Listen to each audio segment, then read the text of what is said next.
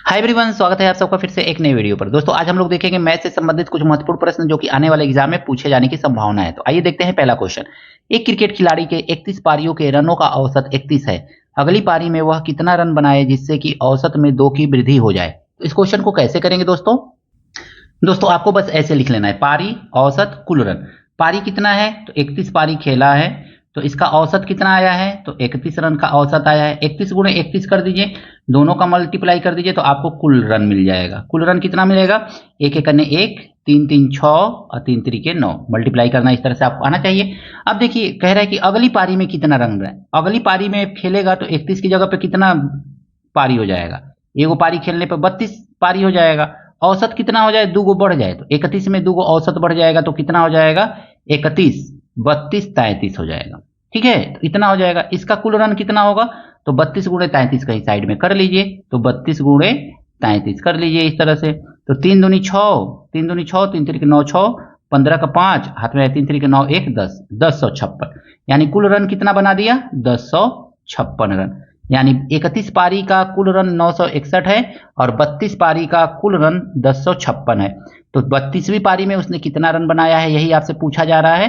तो आप कुछ मत कीजिए, अब बस इसको माइनस कर दीजिए। 1056 में से आप 961 को माइनस कीजिए, कितना आएगा 5, ये आ जाएगा आपका 5, 15, 15 में से 6 गया 9 और ये कैंसिल आउट हो जाएगा। 95 रन, यानी कि उसको 32वीं पारी में कितना रन बनाना पड़ेगा, औसत 33 करने के लिए, 2 बढ़ाने के लिए 95 रन बनाना पड़ेगा। ऑप्शन नंबर बी जो है दोस्तों इसका सही है।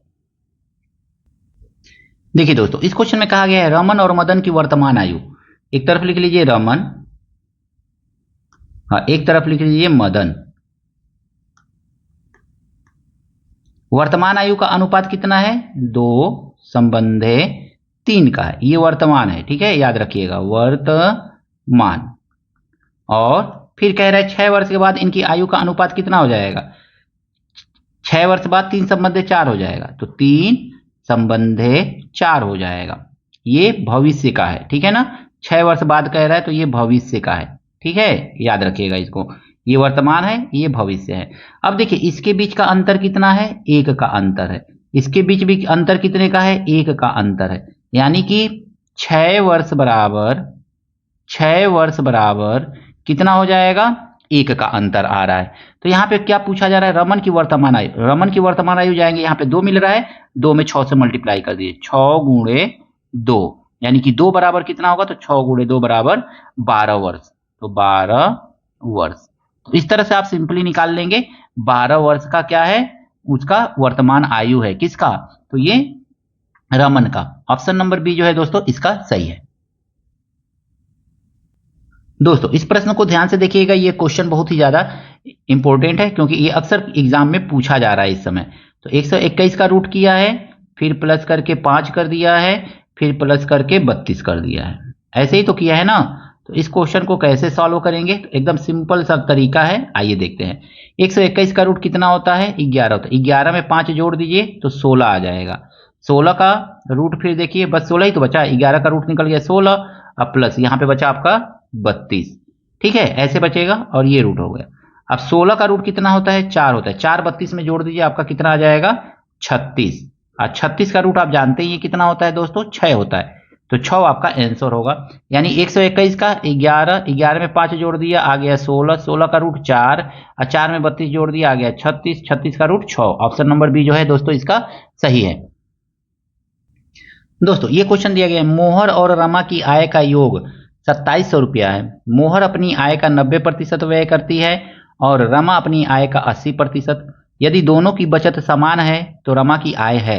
मान लीजिए कि रमा की आय, मोहर की आय, मोहर की आय मान लीजिए कि मोहर की आय को x मान लीजिए और रमा की आय को y मान लीजिए, रमा की आय को y मान लीजिए।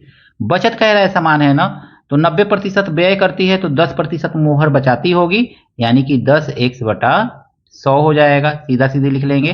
अब बराबर दोनों का समान है, क्या है बचत जो है समान है, तो इसका बचत बराबर इसका बचत। 80% रमा व्यय कर देती है तो कितना बचाती होगी 20% बचाती होगी, तो 20 y बट्टा 100 ऐसे लिख लेंगे सिंपली। इतना तो कर ही सकते हैं। 100 से 100 काट देंगे, यहाँ पे एक जीरो से एक जीरो कट जाएगा, तो ये क्या आ गया, x बराबर 2y। ऐसे लिख सकते हैं ना, x बराबर 2y। अब हम देखेंगे दोस्तों ना, तो x को इधर भेज दीजिए, x अपन y इज इक्वल टू 2/1। अब देखिए इसको रेशियो में अगर में देखेंगे ना, तो x रेशियो y बराबर कितना आ जाएगा, 2:1। x क्या है, मोहर की आय है, और y क्या है, रमा की आय है। ठीक है ना, पूछ रहा है रमा की आय कितनी है, तो रमा 1 को रिप्रेजेंट कर रही है, तो 1 को ऊपर लिखिए और 2 1 दोनों रेशियो को जोड़ करके नीचे लिख दीजिए और उनकी कुल आय का योग यहाँ पे मल्टीप्लाई कर दीजिए। बस आपका आंसर आ गया दोस्तों, 3 9 27, तो 900। तो कुल आय उनकी कितनी है, 900 रुपए है। सॉरी, रमा की आय कितनी है, तो 900 रुपए है। ऑप्शन नंबर बी जो है दोस्तों इसका सही है। यहाँ पे क्वेश्चन कहा गया, यदि 64 व्यक्ति किसी कार्य को 15 दिन में पूरा कर सकते हैं, तो वही कार्य 80 व्यक्ति कितने दिनों में पूरा करेंगे। मान लीजिए कि 80 व्यक्ति जो है उस कार्य को x दिन में पूरा करेंगे, तो 64 व्यक्ति गुणे 15 दिन में, सीधे सीधे मल्टीप्लाई करेंगे। अब देखेंगे ये 80 नीचे आ जाएगा, तो x बराबर 15/80। 8 दहा पे 0 80, 8 अठैया 64, फिर काटिए, 2 चौको 8, 2 पंचे 10, अब 5 तिहाई 15 और 4 तिहाई कितना होता है, तो 4 तिहाई 12। यानी काम को समाप्त करने में कितना दिन लगेगा 80 व्यक्ति के द्वारा, 12 दिन का समय लगेगा। ऑप्शन नंबर सी दोस्तों इसका सही है। आशा करता हूं ये सारे प्रश्न आपको अच्छी तरह से समझ में आए होंगे। कहीं पर भी कोई त्रुटि है कमेंट करके जरूर अवगत कराइएगा दोस्तों। वीडियो अच्छा लगा दोस्तों के साथ शेयर कीजिएगा, लाइक कीजिएगा। चैनल पर दोस्तों नए हैं तो आपसे हाथ जोड़ करके निवेदन है, चैनल को सब्सक्राइब जरूर कीजिएगा इसी तरह के प्रश्नों को प्राप्त करने के लिए। मिलते हैं नेक्स्ट वीडियो में नए प्रश्नों के साथ। Thank you, best of luck.